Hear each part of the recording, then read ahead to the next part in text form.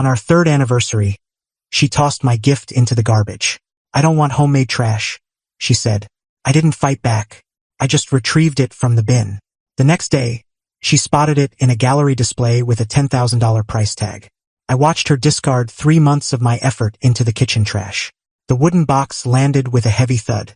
She wiped her hands as if she'd thrown out actual rubbish and left the room. "My name's David. I'm 37. I craft custom woodwork. Not furniture exactly, more like art. Boxes, sculptures, intricate designs. It's time-consuming, demands precision. It doesn't make me wealthy, but it covers my expenses. I've been at it for 8 years. Ever since I quit my corporate job. Best choice I ever made. I've been with Monica for 3 years. She's 34, a real estate agent. She earns well, often more than me. She never let me forget it, either. Subtle jabs about her being the primary earner. How I tinker with wood while she does serious work. I let it go because when things were good, they were great. But lately, the bad outweighed the good. Our anniversary was yesterday. 3 years together. I'd spent 3 months crafting her gift in my spare time between paid projects. A jewelry box. Not just any box. It was a work of art. Walnut with maple inlays. Hand-carved patterns. Joints so precise you couldn't slip a hair between them. Hidden compartments. Magnetic closures. The kind of piece that takes hundreds of hours over months to perfect. I presented it to her during a homemade dinner. Cooked her favorite dish. Lit candles. The whole setup. She unwrapped it and stared. No smile. No excitement. Nothing. She asked what it was. I explained it was a jewelry box. For her collection. She owned a lot of jewelry. High-end pieces. I thought she'd value something handmade to hold them. Something unique. She set it aside and said she'd expected the bracelet she'd pointed out last month. The one from Tiffany's. For $1,000. I told her I couldn't afford it right now. Work had been slow. She picked up the box again, examined it like it was flawed merchandise, and said she didn't want homemade trash. Then she stood, walked to the kitchen, and dumped it in the trash. I sat there stunned. Didn't shout. Didn't argue. Just processed what happened. 3 months of effort. Hundreds of hours. In the garbage because it wasn't from Tiffany's. I got up, went to the kitchen, and pulled the box out. It had some coffee stains on one edge. I cleaned it off. Monica was in the bedroom by then. I overheard her on the phone with her friend Tara, complaining about her disappointing anniversary, mocking the homemade trash her boyfriend tried to pass off as a gift. I wrapped the box in bubble wrap and put it in my truck. Went back inside. Monica was still on the phone. I said I was heading out. She waved me off without a glance. I drove to Hendricks Gallery downtown. I'd been working with Patricia, the owner, for 2 years. Sold a few smaller pieces through her. She'd been asking for more stock, but I focused on custom orders. We had a standard consignment deal, 50-50 split. Fair terms. Patricia was locking up when I arrived. She let me in anyway. I unwrapped the box and placed it on her counter. She put on her glasses and studied it. Silent for a few minutes. Inspected every detail. Every joint. Every inlay. She opened it, discovered the hidden compartments, tested the magnetic closures. Finally, she looked at me and asked where I'd been hiding this caliber of work. I said I'd always done it. She just hadn't seen my finest pieces. This one was meant to be a gift. Didn't work out. She asked if it was for sale. I said it was now. She set it down gently and said she'd need to research, but her instinct told her this was gallery-worthy. True gallery quality. She'd dealt with similar pieces before. Knew the market. Could likely sell it for $8,000 to $10,000 if priced well. Maybe more to the right buyer. I must have looked surprised because she explained that this craftsmanship was exceptional. The inlay alone was museum grade. She had collectors who specialized in fine woodwork. She wanted to photograph it properly, get it appraised, and display it in the front window. It'd take a few days to prepare. I told her to proceed. We updated our consignment agreement for this piece. She'd cover insurance while it was in her care. I'd get half the sale price. Standard terms. I drove home feeling something new. Not anger. Not sorrow. Just clarity. Like everything clicked into place. Monica was asleep when I got back. Or pretending to be. I didn't care either way. I slept in the guest room. The next morning I went to my workshop early. Had a client project to finish. Monica left for work without a word. I heard her car leave around 8. Over the next 2 days, Patricia handled the logistics, professional photos, condition report, provenance records. She had an appraiser evaluate it. He backed her initial estimate. Similar pieces had sold for $8,000 to $12,000 at auction. She listed it for $10,500. On Thursday, 3 days after I brought it in, Patricia called. The box was now in her front window. Prime placement, perfectly lit, price tag visible. She'd had 2 serious inquiries already. One collector was returning Saturday for a closer look.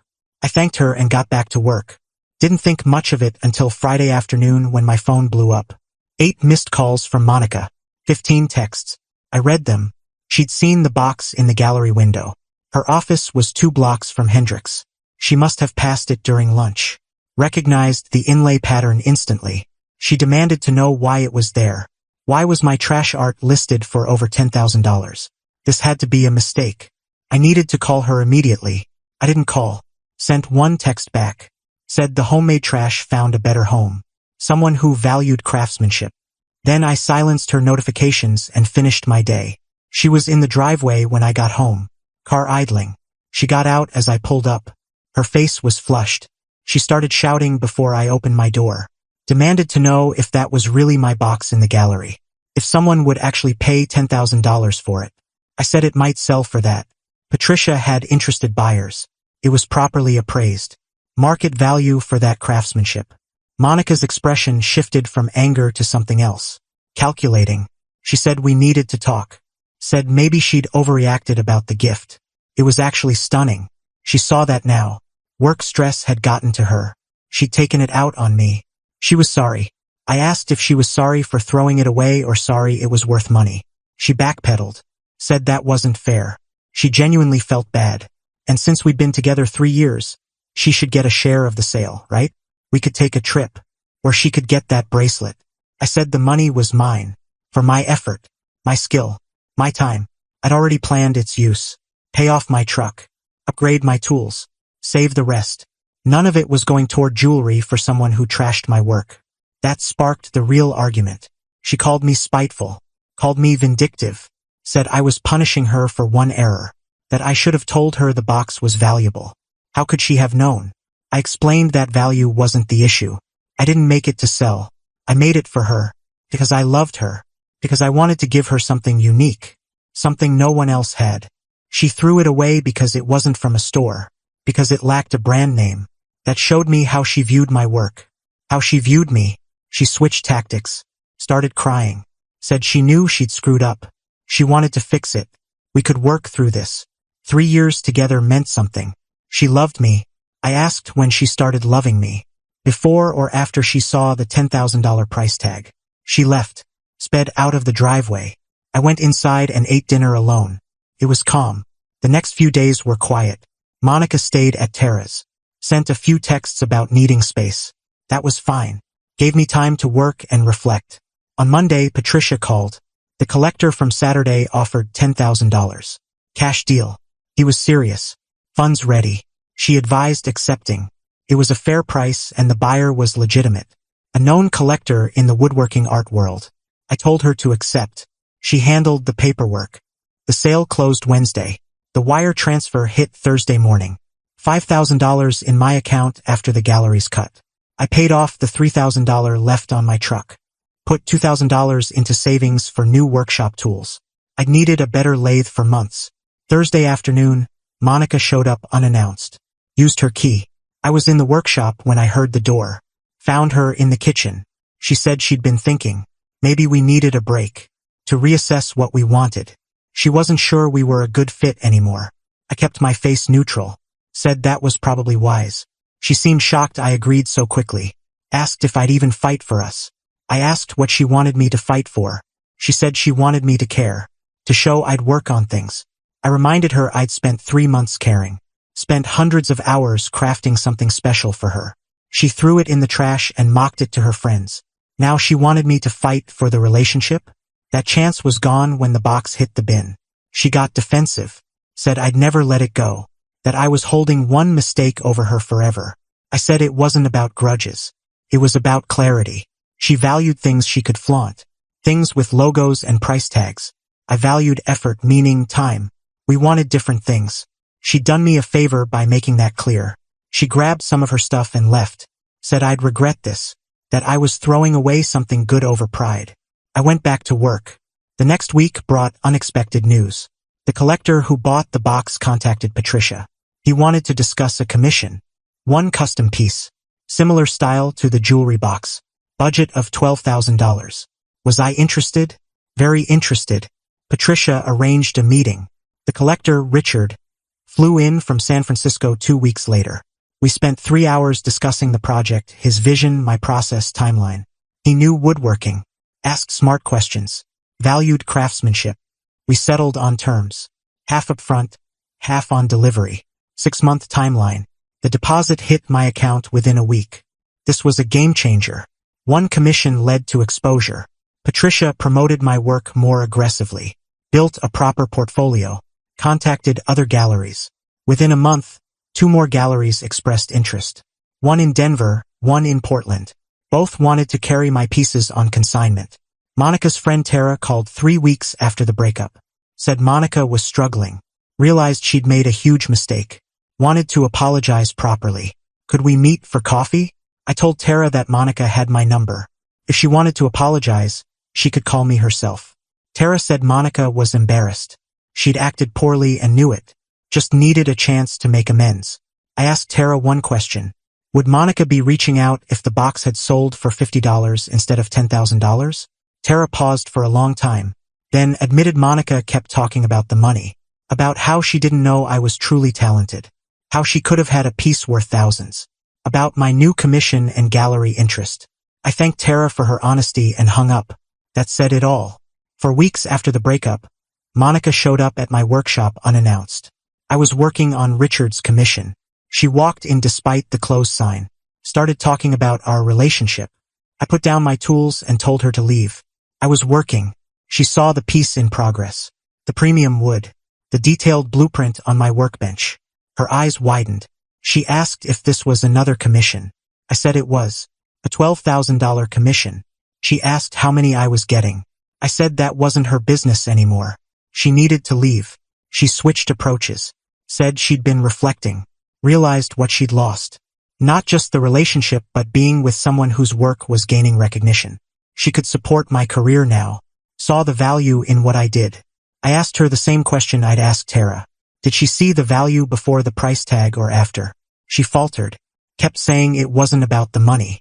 But everything she said focused on recognition, commissions, gallery deals. Nothing about me. Nothing about us. Just about what my work was becoming.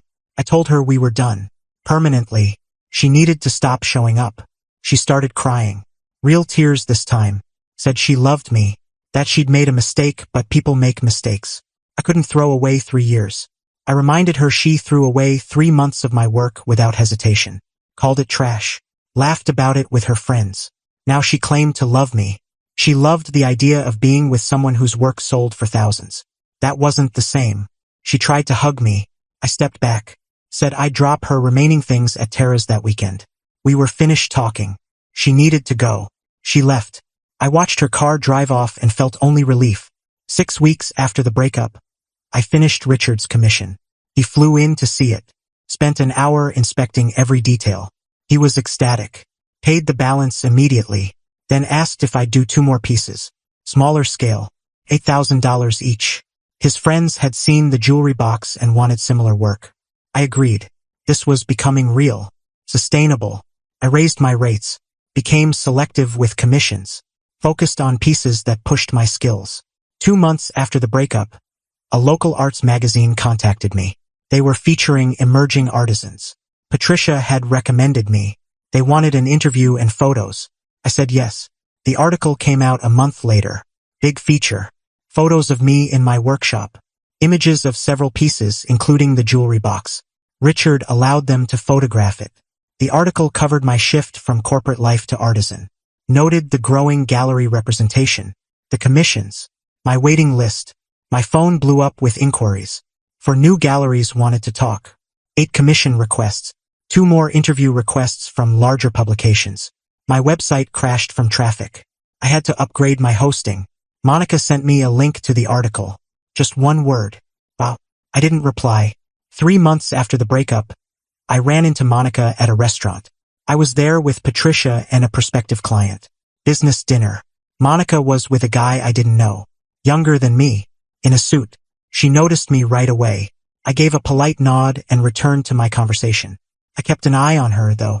She kept glancing over, talking to her date but watching me. She excused herself at one point, headed toward the restrooms. I needed to use the restroom too. In the hallway she was waiting, asked how I was. I said I was good. Business was strong. She mentioned the article, said she was happy for me, proud even. I thanked her and tried to move past. She stepped in my way slightly, said she was seeing someone new, but it wasn't serious. She still thought about me, about us, wondered if we could talk, really talk. I said I was glad she was moving on. I had too. She asked if I was dating. I said that wasn't relevant. What mattered was what I'd learned from our relationship. I'd learned not to ignore warning signs, not to stay with someone who didn't respect my craft or my time.